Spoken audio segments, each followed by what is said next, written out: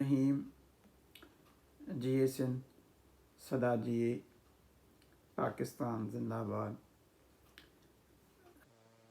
दोस्तों कुछ ॾींहंनि खां वठी मां वीडियो अपलोड न पियो कयां, कुझु मसरूफ़ियात ऐं कुझु सुस्ती। पर अॼु हिकु शिरकाईंदड़ हूअं त अलाए केतिरा हाञा थियनि था पिया, जीअं तव्हांजे आए ॾींहुं जेको आहे जिनसी ॾाढायूं थी वञनि ऐं तव्हांजो इज़तूं लुटियूं थी वञनि ऐं एक्सीडेंट, अलाए छा थो थिए। पाकिस्तान भरियो पियो आहे, इस्पतालूं कोन्हनि जो जेको आहे सो माण्हुनि खे ॾिठो वञे।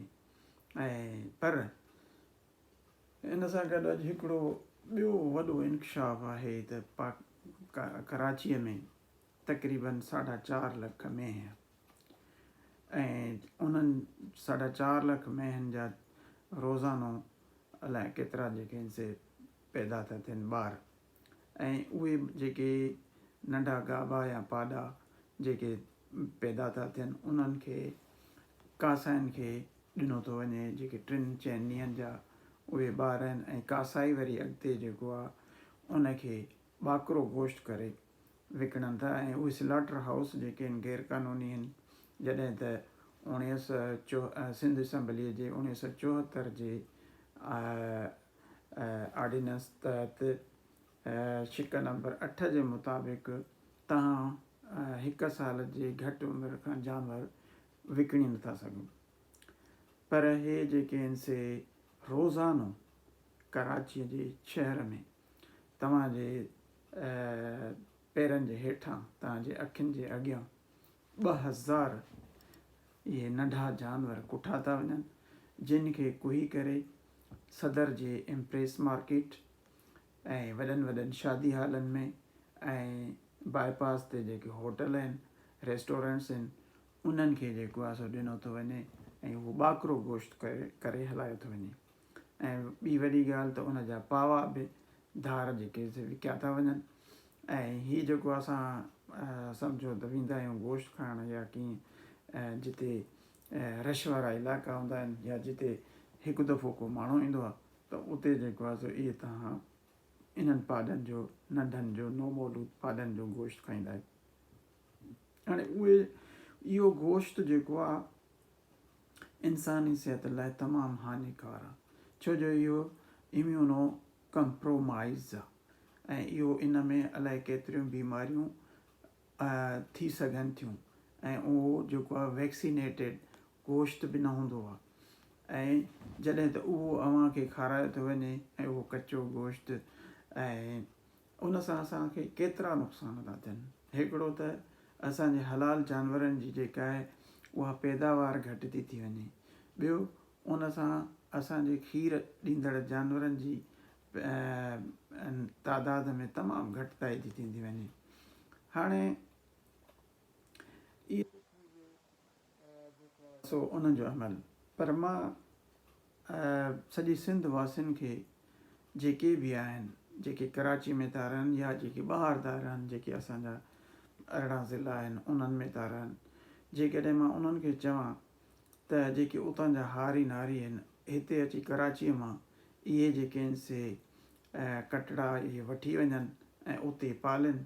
जेकॾहिं कराचीअ में बि के नौजवान आहिनि त जेको आहे सो हिकिड़ो को प्लाट जेको आहे सो किराए ते वठी करे कंहिं गुंजान आबादी में उते उन्हनि खे पालनि, ऐं साल जे अंदरि उहो तमामु सुठो जेको आहे सो बिज़नेस करे था सघनि ऐं उनखे विकिणी करे जेको आहे सो जेकॾहिं मादी आहे त उनखे जेको आहे सो बचाइनि ऐं उनखे जेको आहे अॻिते जे लाइ, ऐं जेके नर आहिनि उन्हनि खे जेको आहे गोश्त जे लाइ इस्तेमालु करे सघूं था, ऐं उन्हनि खे जेको आहे सो खुदारा अहिड़ियूं शयूं खारायो जेके इंसाननि जे लाइ हानिकार न हुजनि। को त कमु सही कयो, खीर बि जेको आहे असांखे सही न मिले, गोश्त बि सही न मिले, अन्न बि सही न मिले, अटो बि सही न मिले, दवाऊं बि सही न मिलनि, रोड बि सही न मिलनि, रस्ता बि सही न मिलनि। आख़िर जेको आहे सो एतिरी बेईमानीअ जी बि का हदि हूंदी आहे, पर इहे बेईमानीअ जा जेके आहिनि से सफ़ा तह चढ़ियल आहिनि। खुदारा जेकॾहिं तव्हां सिंधियुनि खे पंहिंजो पाण खे थोरो मज़बूत करिणो आहे त तव्हां इहो जेको आहे सो बिज़नेस शुरू कयो ऐं इनशा जेको आहे सो इते नथा पाले सघो कंहिं ॻोठ में वञी जेको आहे सो उन्हनि खे पालियो तव्हां ॾिसो त तव्हांजो जेको आहे सो कीअं थो जेको आहे सो मुआशियात सुधरे। सो इन जे लाइ तव्हांखे इहा गुज़ारिश आहे ऐं सिंध हुकूमत खे बि इहा गुज़ारिश आहे त छो न त जेको आहे सो जॾहिं त इदारा बि आहिनि लाइव स्टॉक इदारा बि आहिनि तॾहिं बि इन ते को बि अमल नथो कयो वञे। ऐं नंबर ॿियो त वॾी ख़ुशीअ जहिड़ी ॻाल्हि इहा आहे त पंजाब में इन कटे पालण जे लाइ फ़ी कटे ते 6000 रुपया महीनो ॾिनो थो वञे त जेसीं ताईं उहो खणो करे 3 महीननि जे लाइ जेसीं ताईं उहो वॾो थिए तेसीं ताईं उनखे पालियो। पर असां वटि सिंध में अहिड़ो को बि अमल नथो कयो वञे जंहिंसां जेको आहे सो इन जी अफ़ज़ाइश थिए।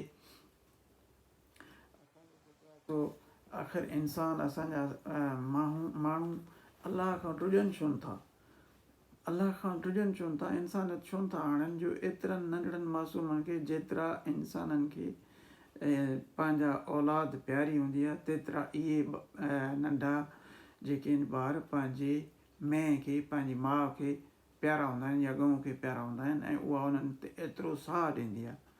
हिकिड़ो त ज़ालिम उहे उतां वारा जेके आहिनि से मैन वारा आहिनि, ॿियो ज़ालिम जेके आहिनि से कासाई आहिनि जेके वठनि था, टियों ज़ालिम जेके असां जेके खाऊं था ऐं असां जेका खाइण वारनि ते बि ॾोह आहे।